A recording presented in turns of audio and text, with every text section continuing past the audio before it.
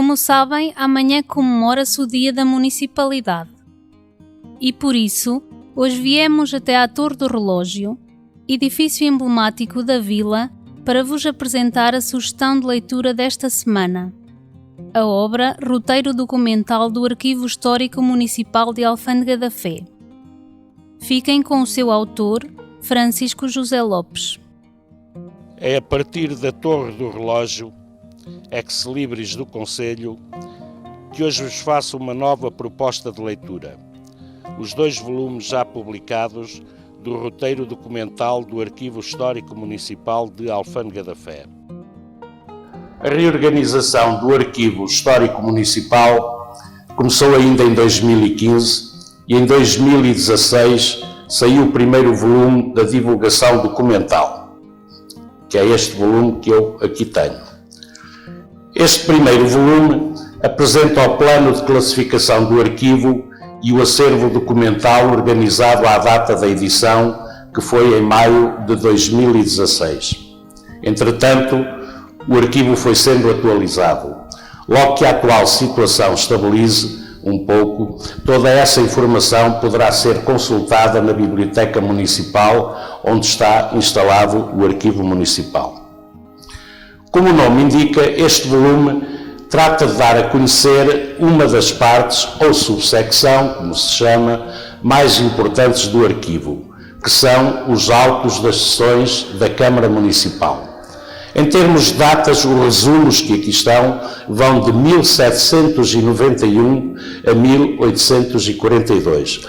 E a primeira data, 1791, corresponde às atas mais antigas que possuímos da Câmara Municipal de Alfândega da Fé. Seguem-se depois algumas transcrições e textos sobre vários temas tratados naquelas sessões, muitos deles relacionados com a evolução política do próprio país. No final, este livro contém algumas listagens interessantes. Os presidentes e vereadores entre 1828 e 1859, a lista dos testamentos existentes no arquivo, que é bastante extensa, e ainda alguns elementos sobre a documentação do Arquivo Distrital de Bragança relacionados com o Conselho de Alfândega da Fé. E dessa documentação destaco os passaportes emitidos entre 1844 e 1910. O segundo volume deste roteiro documental saiu em 2018, tem uma capa muito semelhante ao anterior. No entanto, os resumos dos autos das sessões da Câmara Municipal, que vão de 1843 a 1910, têm uma apresentação diferente e suponho que de leitura mais fácil, com muitas notas interessantes sobre algumas das questões mais importantes da vida do Conselho. O capítulo 2, tal como no primeiro volume, apresenta novamente alguns estudos sobre assuntos da história local, investigados a partir essencialmente da documentação do arquivo. Destaco destes textos um sobre a sericultura do Conselho de Alfândega da Fé, por ser uma matéria mais inédita no tratamento da história local, e ainda outro sobre toponímia e urbanismo na vila de Alfândega da Fé.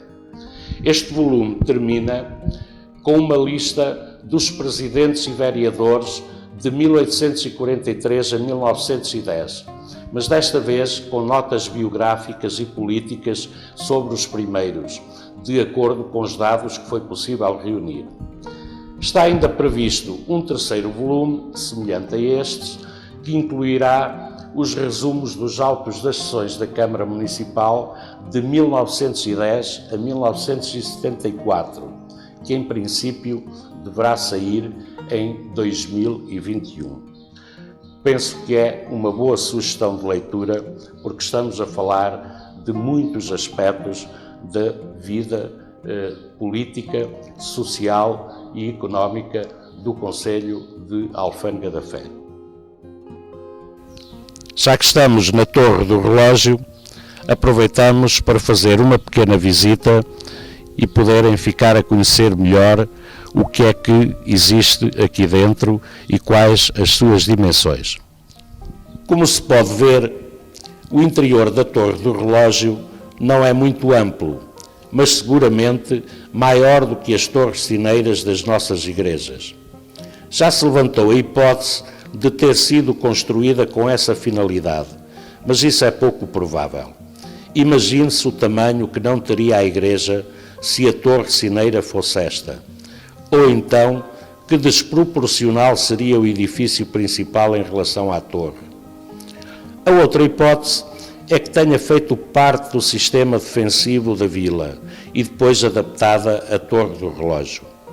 A verdade é que não sabemos quando foi construída, por quem e para quê.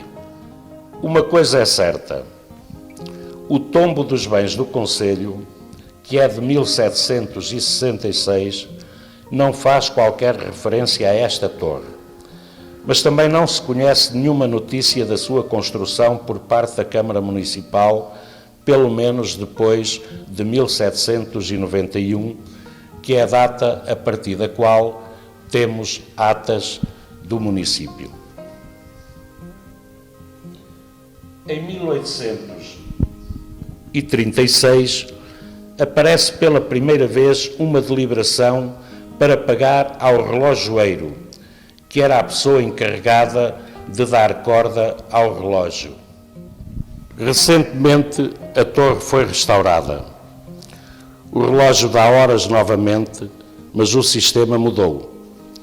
O anterior mecanismo, que talvez nem seja o primeiro, é esta maravilha que ainda aqui se encontra. A corda era um grande peso que vinha descendo do lado alto até ao resto do chão e tinha de ser elevado a cada 2 dias, através de uma roda puxada manualmente. Era essa a função do relojoeiro, para além da limpeza e manutenção do próprio equipamento.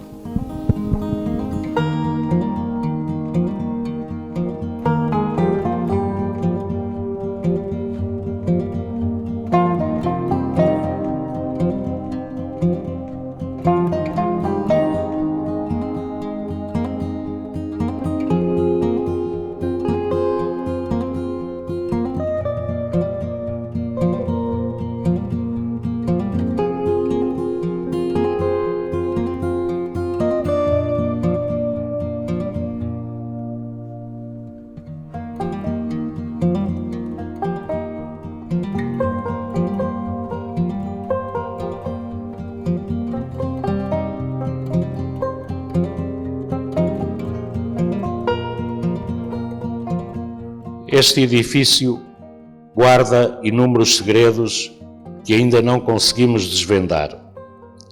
Mas a verdade é que sobreviveu ao tempo e não há muitas terras, a nível nacional, que tenham um relógio público numa torre como esta.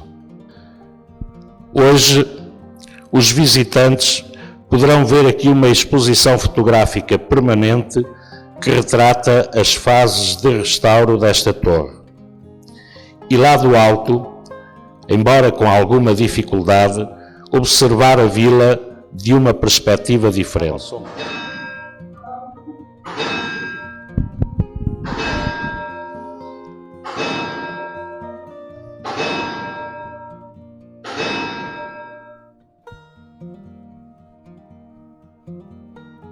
Espero que tenham gostado.